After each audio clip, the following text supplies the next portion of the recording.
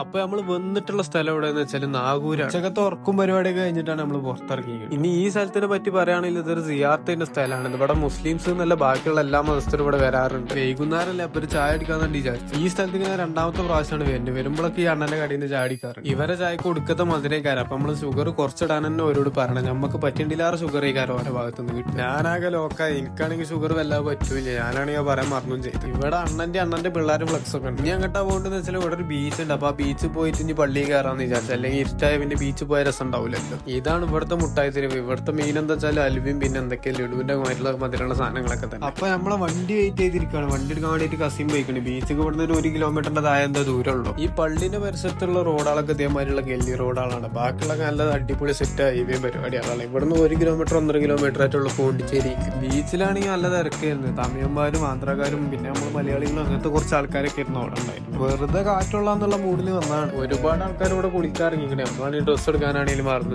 അതിന്റെ ഇടയിൽ ഇവിടെ കുതിര സവാരിന്റെ പരിപാടിയൊക്കെ ഉണ്ട്. അതിനത്ര പൈസ എന്നൊന്നും അറിയില്ല, നമ്മൾ നോക്കിയിട്ടില്ല. എന്തായാലും കാണാൻ നല്ല രസം ഉണ്ടായി. അങ്ങനെ അവിടുന്ന് ഐസ്ക്രീം കഴിച്ച് ഇനി നേരെ റൂമൊക്കെ ഇനി മരി ബിസ്ക്കറ്റ് നേരെ പള്ളിയിൽ കയറി വെക്കാം. അപ്പൊ ഇന്നത്ര തന്നെ ബാക്കി പിന്നെ